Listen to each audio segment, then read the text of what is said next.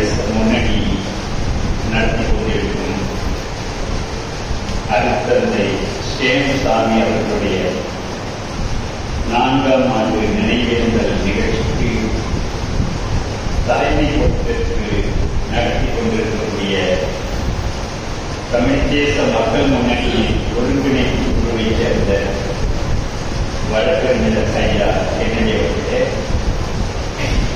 எனக்கு முன்னாலே கருத்துரை ஆற்றிய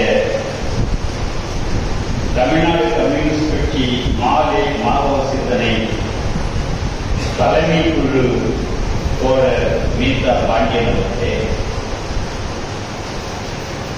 தொடர்ந்து சிறப்பான செறிவான உரைகளை வழங்கியிருக்கின்ற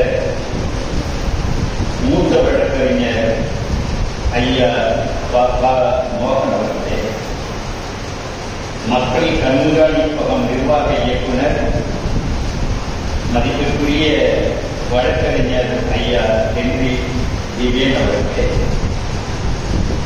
இங்கே மேலும் உரையாற்ற இருக்கின்ற பெருமக்களே, நிகழ்ச்சியை ஒழுங்கமைக்கக்கூடிய தமிழ் தேச மக்கள் முன்னணி தோழர்களே, பல்வேறு அமைப்புகளிலிருந்து இங்கே பங்கேற்கும் அருமை தோழர்களே, உங்கள் அனைவருக்கும் எனது வணக்கத்தை தெரிவித்துக் கொள்கிறேன். 2 முழக்கங்களை முன்வைத்து அருட்தந்தையர் ஸ்ரீசாமி அவர்களுடைய 4ஆம் ஆண்டு நினைவேந்தல் நடைபெற்றுக் கொண்டிருக்கிறது. பழங்குடிகளுக்கு எதிரான போரை நிறுத்து,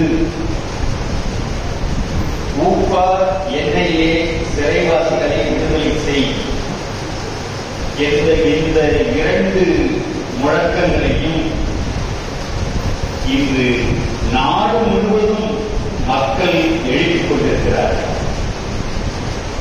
இந்த நிகழ்ச்சியின் மூலமாக காவல்துறையின் மூலமாகவும் உளவுத்துறையின் மூலமாகவும் மாவட்ட நிர்வாகத்தின் மூலமாகவும் ஊடகங்கள் மூலமாகவும் செய்தியாளர்கள் மூலமாகவும் இந்திய அரசுக்கு இந்த கருத்தை வலியுறுத்துகிறோம்.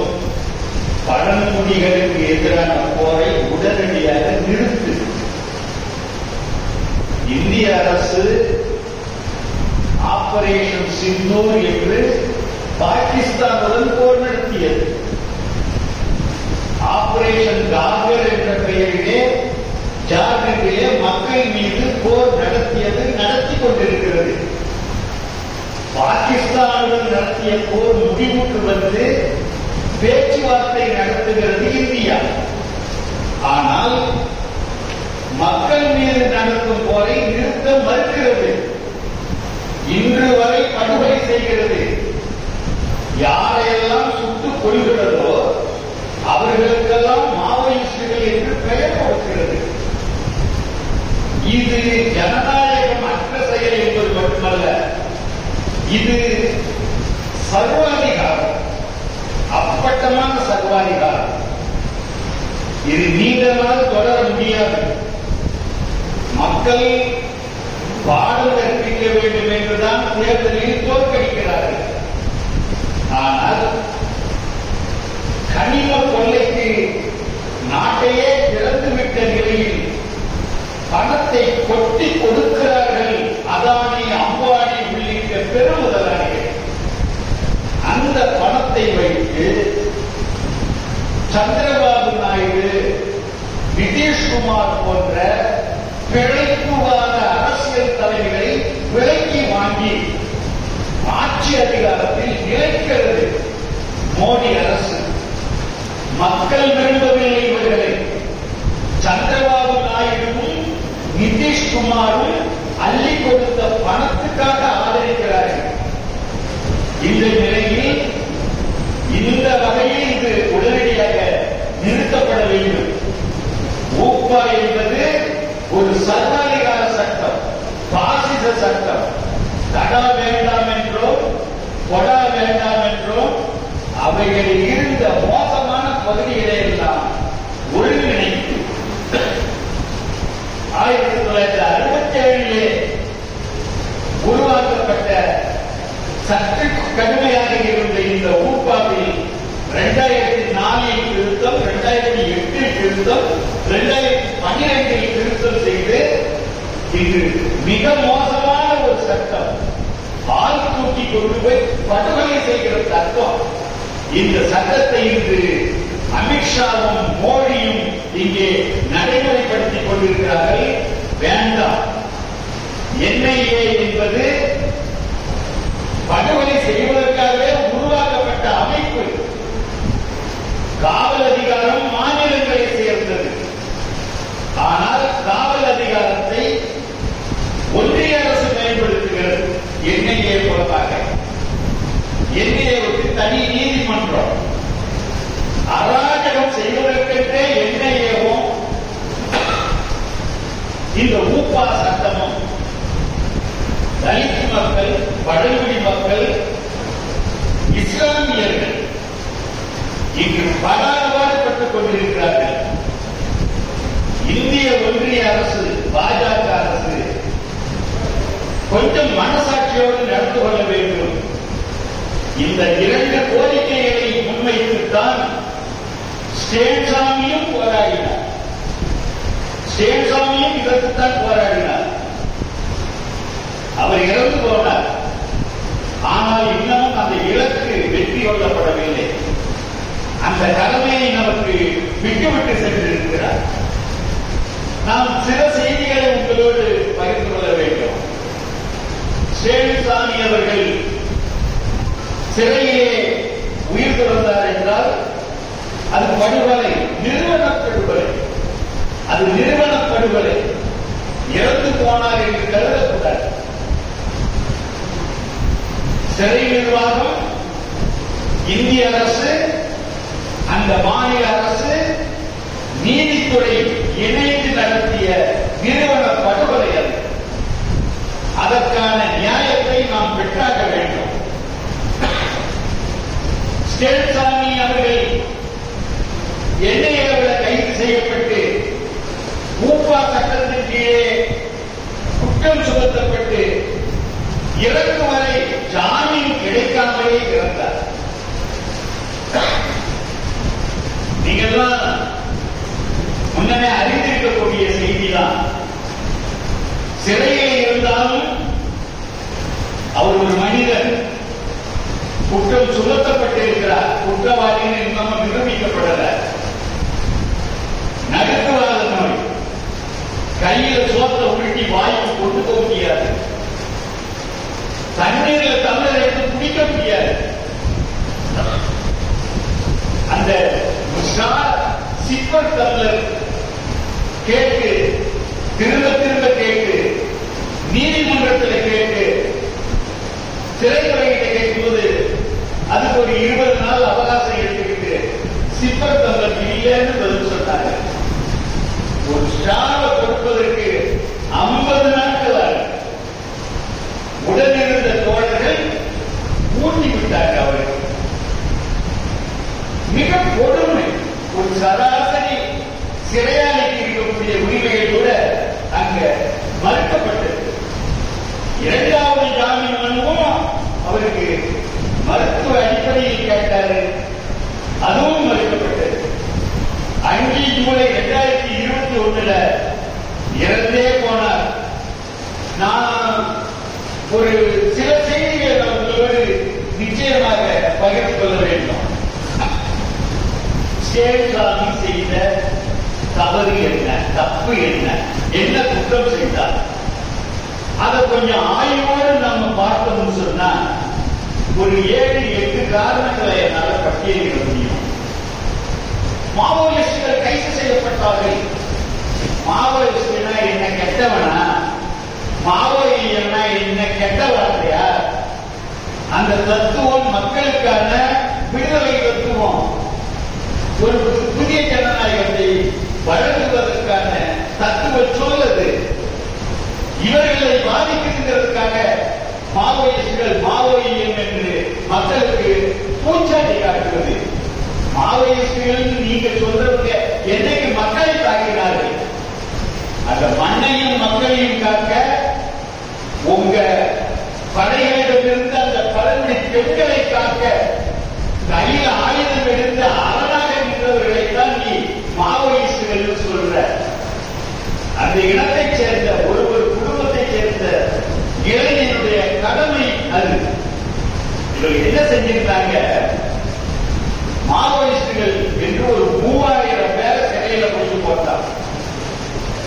நீ மாவோயிஸ்ட் தானே அப்படின்னு கேட்டா அவன் சொல்றான், நீங்க நான் கோயில சாமிக்கிறான்.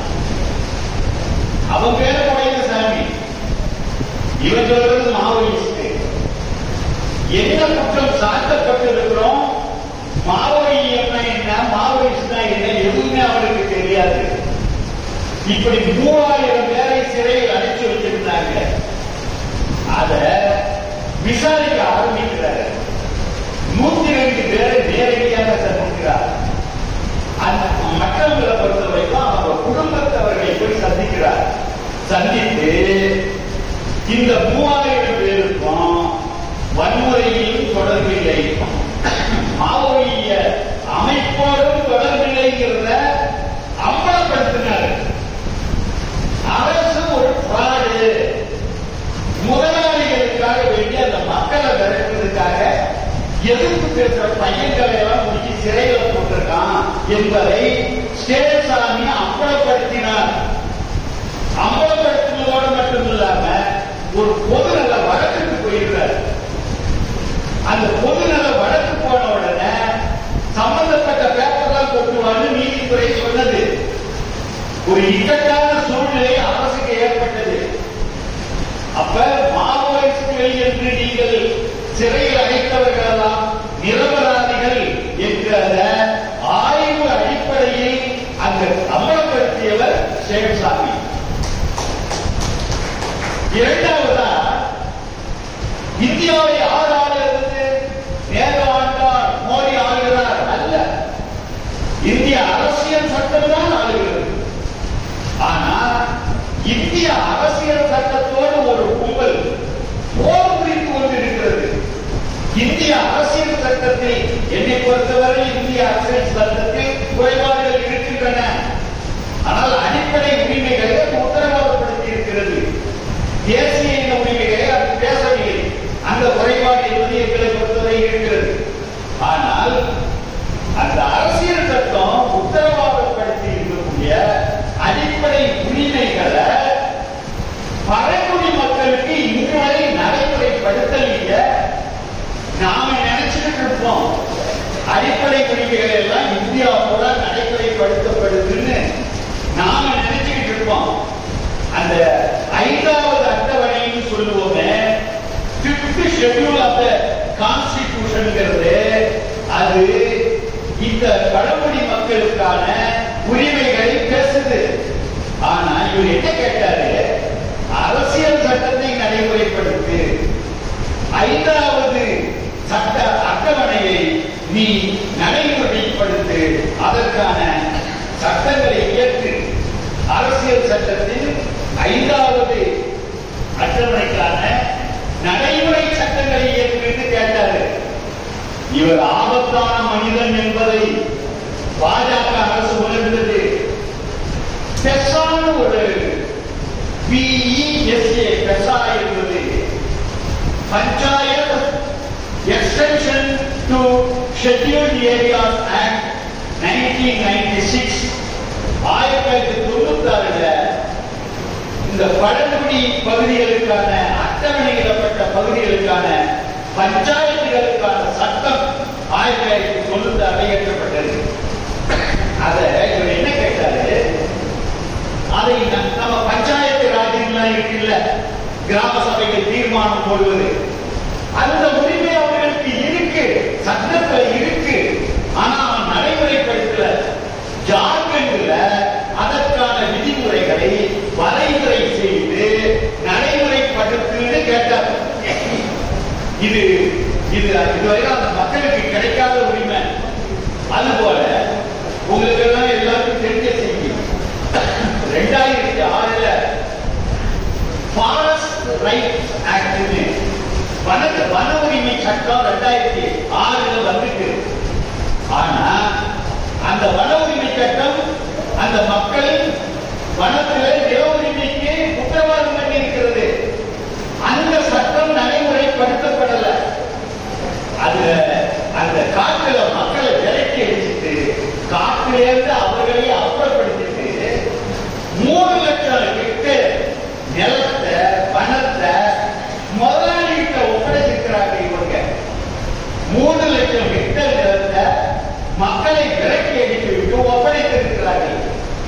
சேன்சாமி ஒரு பலவீனமான உடலை கொண்டவர் தான். ஆனால் அவருடைய கோரிக்கைகள் மிக மிக வலிமையானவை. அவர் கேட்டாரு, வன உரிமை சட்டத்தை நடைமுறைப்படுத்து என்று கோரிக்கை வைக்கிறாரு. அதே மாதிரி மத்தாவிகாடி மூவ்மெண்ட் ஒரு தொடங்கப்படுது. அந்த மத்தாவிகாடி மூவ்மெண்ட் ஜார்க்கண்டில் தொடங்குது. அது என்ன சொல்றாருன்னா, அது முக்கிய பங்கு வகித்தவரு சேன்சாமி. மத்தாவிகாடி மூவ்மெண்ட் என்னன்னா, ஆதிவாசி மக்களுடைய செல்ஃப் அசர்ஷன், தங்களுடைய அதிகாரத்தை கிராமங்களில் உறுதிப்படுத்திக் கொள்வது. ஏன் பயப்படுற? உனக்கு அதிகாரம் இருக்கு, கிராமத்தில் உங்களுடைய அதிகாரத்தை உறுதிப்படுத்து, அசக்தி பண்ண உங்களுடைய அதிகாரத்தை என்று சொல்லிக் கொடுத்தார். அந்த இயக்கத்துக்கு பேரு மதாவிகாடி மூவ்மெண்ட் பேரு. 2015 ஒரு மாநாடு கூட்டினார் சேன்சாமி, ஆதிவாசி நல மாநாடு பேரு. அதுல மத்திய இந்தியான்னு சொல்லக்கூடிய ஜார்க்கண்ட், சத்தீஸ்கர், இந்த பீகார் பகுதி, மகாராஷ்டிர பகுதி, இது எல்லாம் அந்த மத்திய இந்தியாவில் பழங்குடி மக்கள் எல்லாம் இங்க வாங்கியான்னு சொல்லி எல்லா பழங்குடி மக்களுடைய அமைப்புகளையும் திரட்டி ஒரு பெரிய மாநாடு நடத்தினாரு. அந்த மாநாட்டில் அறிஞர்கள், வழக்கறிஞர்கள், செயல்பாட்டாளர்கள் எல்லாம் பங்கேற்றாங்க. அவரை கண்டு சேன்சாமியாரை கண்டு அரசாங்கம் அஞ்சியது. எல்லாம் அவங்க உட்கார்ந்து இருந்தவர்களை உசுப்பினாரு. உணர்ந்து கொள், இந்த மக்களை பாதுகாக்கவா உனக்கு உரிமை உண்டு என்று சொன்னார். ரொம்ப நேரம் பேசினா கோபப்படுத்தாங்க.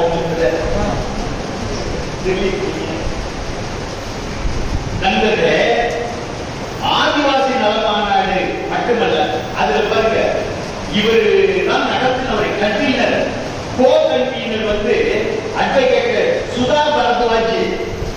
இந்த கோரை, அதாவது கோரைகாம், பீமா கோரைகாம் வழக்கில் கலவரத்துக்கு இவரெல்லாம் காரணமாக கைது செய்யப்பட்டதுல சேன்சாமியோட அவர்களும் கைது செய்யப்பட்டாங்க. 14 பேர்ல இந்த மாநாடு நடத்தியவர்கள் அது உள்ளாக இருக்கிறாங்க. மோடி, அமித்ஷா அரசை சாதாரணமாக கருதி விடாதீர்கள். யாரெல்லாம் காரணம் பார்த்துக்கிட்டு இருந்து அவங்க மேல கனமான செக்ஷன்ல வழக்க பதிவு பண்ணி அவங்களை தூக்குற கிரிமினல் வேலைகளை மோடியும் அமித்ஷாவும் தொடர்ந்து செய்து வந்திருக்கிறார்கள். இப்ப ஒரு பிபிஎஸ்சி ஒரு அமைப்பை உருவாக்குறாங்க. அது என்னன்னா, ப்ராசிக்யூட்டட் பிரிசனர்ஸ் சாலிடாரிட்டி கமிட்டி என்பது. ப்ராசிக்யூட்டட் பிரிசனர்ஸ் சாலிடாரிட்டி கமிட்டி, அதாவது சிறையில் இருக்கக்கூடியவர்களுடைய நலன் நாடக்கூடிய ஒரு அமைப்பை அவர்களுக்காக உருவாக்கினாங்க. மேற்கு வங்கம், சத்தீஸ்கர், ஜார்க்கண்ட், ஒடிசா பகுதியில் இருக்கக்கூடிய ஆதிவாசி அமைப்புகள் எல்லாம் அதுல பங்கேற்றன. இதுதான் இதை விட கூடுதலா இதற்கு மேல் பொறுக்கிறது சொல்லி சேன்சாமி மேல மோடிக்கும் அமித்ஷாவுக்கு ஒரு கோபம் வந்தது. அது என்னன்னா, ஜார்க்கண்ட்ல கொத்தா, GODDA கொத்தாங்கிற இடத்துல அதானி மிகப்பெரிய ஒரு மின் உற்பத்தி நிலையத்தை கட்டினார். ஜார்க்கண்ட்ல அதானியினுடைய அந்த மின் உற்பத்தி நிலையத்துக்காக பெரிய அளவில் நிலப்பரிப்பு செய்யப்பட்டது. அந்த நிலப்பரிப்பை சேன்சாமியார் பிரச்சனையாக்கினார். மக்களை எல்லாம் திரட்டி நேரடியாக அதானிக்கு எதிராக நிறுத்தினார். அப்போ இதை மோடி அமித்ஷாவால பொறுத்து கொள்ள முடியாது. இவ்வளவுக்கும் பிறகு இது இந்த பீமே கொலைகான் வழக்குன்னு எல்லாரும் பேசுவோமே, 14 பேரை சிறையில போட்டாங்க. அதுல 3 பேர் வெளியில வந்தாங்க. ஸ்டேட் சாமி இறந்துட்டாரு. மீதி உள்ளவங்க சிறையிலேயே இருக்காங்க, பல ஆண்டுகளா இருக்கிறாங்க. அவங்களுக்கு ஜாமீனும் கிடையாது. இந்த இந்த பீமா கொலைகானுக்கு ஒரு முக்கியத்துவம் இருக்கு. இன்னைக்கு கான்டெக்ஸ்ட்ல முக்கியத்துவம் இருக்கு. எப்படின்னா 2 நிகழ்வு போக்கு இங்க நடந்துட்டு இருக்கு. ஒண்ணு 1925 RSS உருவானது. 2025 100வது ஆண்டு. 100வது ஆண்டுல இந்து ராஷ்டிரம் படைக்கப்படும் சொன்னாங்க. படைக்க முடியல. இன்னொரு 15 வருஷம் கூடுதலா எடுத்துக்கிறோம் அப்படின்னு RSS தலைவர் மோகன் பகவத் சொன்னார். மோகன் பகவத் சொன்னாரு, இந்து ராஷ்டிரம் வந்தே தீரும். எங்களது பயணம் துவங்கிவிட்டது. எங்கள் வண்டிக்கு ஆக்சிலரேட்டர் தான் உண்டு, பிரேக் கிடையாது. குறுக்க வராத, ஒழிக்கப்படுவாய். மோகன் பகவத். ஸ்டேட் சாமி குறுக்க வந்தார், ஒழிக்கப்பட்டார்.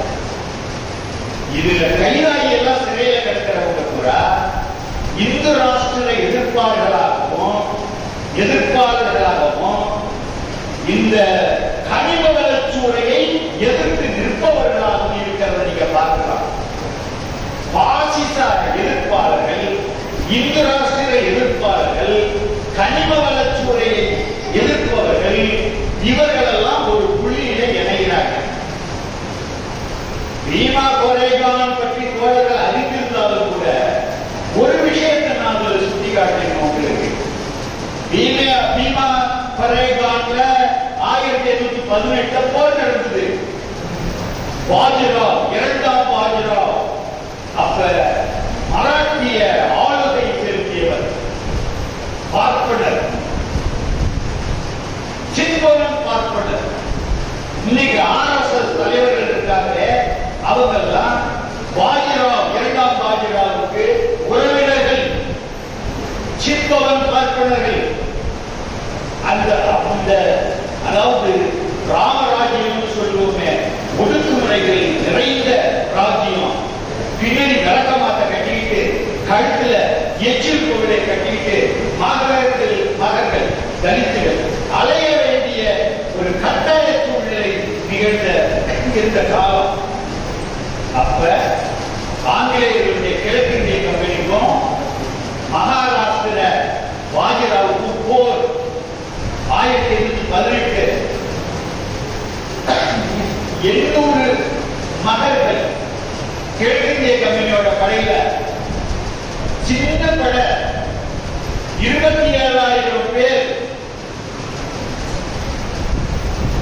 ஐயா நெல்லை முபாரக் அவர்களுக்கு வரவேற்பையும் வணக்கத்தையும் தெரிவித்திருக்கிறோம்.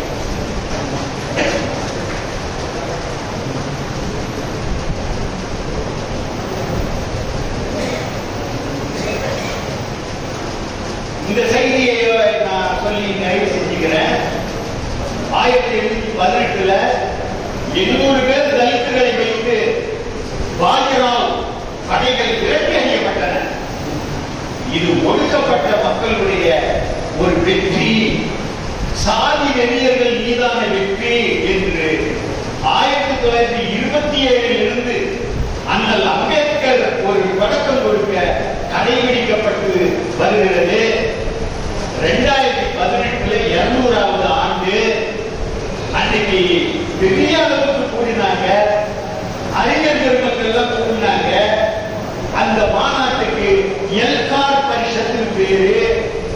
எல்கார் பரிஷத்னா உரத்த அறிவிப்பு பேரு. அதுல அவங்க சொன்ன வரிகள் முக்கியம். பேஷ்வாக்களுக்கு எதிராக போராடியது போல மோடி அரசின்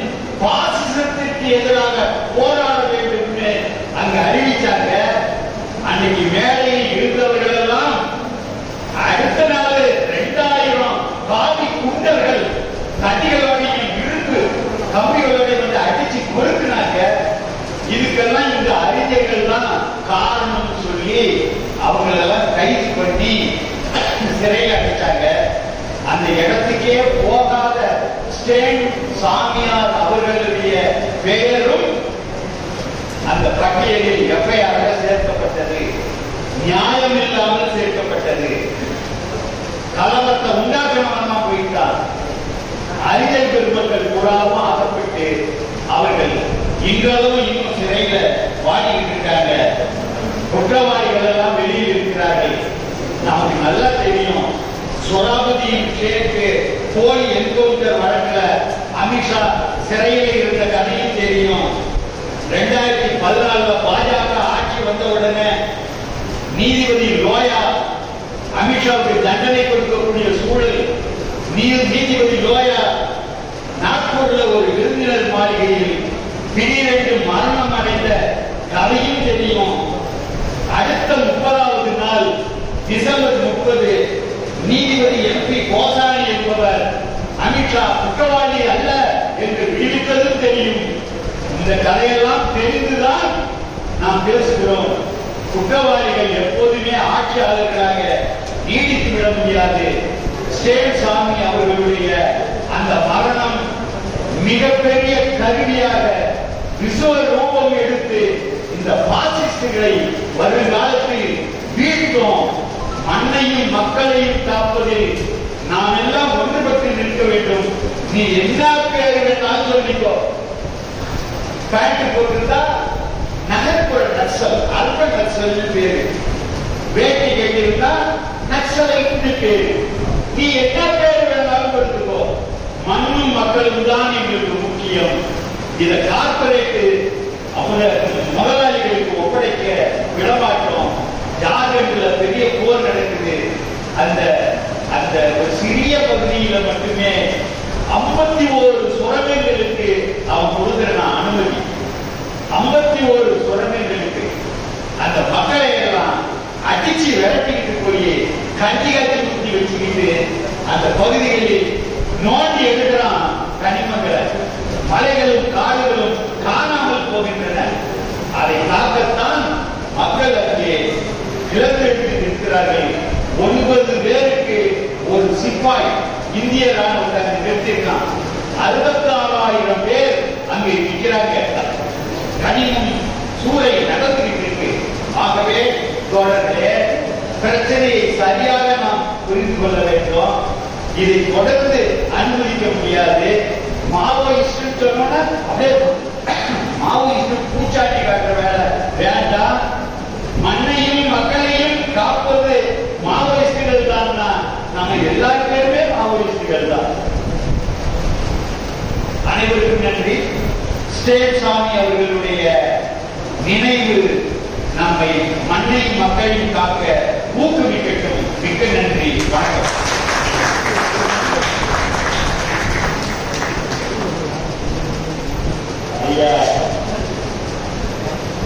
ஐயா பேராசிரியர் ஜெயராமன் அவர்களுக்கு மிக்க நன்றி. வரலாற்று பேராசிரியர் வரலாற்று ரீதியாக பல்வேறு செய்திகளை குறிப்பிட்டிருக்கிறார். மிக்க நன்றி. எஸ்டிபிஐ கட்சியின் மாநில தலைவர் தோழர் நெல்லை முபாரக் அவர்களை இந்த கூட்டத்துக்கு வருவதாக என வரவேற்கிறேன். இந்த கூட்டத்தில் ஒரு முக்கிய நிகழ்வு ஒன்று நடைபெறுகிறது. அந்த நிகழ்வு ஸ்டாண்ட் அட்ராசிட்டி ஆஃப் ரெசிஸ்டன்ஸ் என்கின்ற புத்தகத்தை பேராசிரியர் முனைவர் குழந்தை அவர்கள் வெளியிட்டிருக்கிறார்கள். ஆங்கிலத்தில் அந்த புத்தக வெளியீட்டு விழா நடைபெறும். அந்த புத்தகத்தை மக்கள் வழக்கறிஞர் போராடி எங்களோடு நீண்ட காலமாக சாமானிய மக்களுக்காக தொடர்ந்து பணி செய்து கொண்டிருக்கக்கூடியவர். அவர் மீது கொலை வழக்கெல்லாம் போட்டு அதற்கெல்லாம் சிறைக்கெல்லாம் போய் வெளியில் வந்தவர்.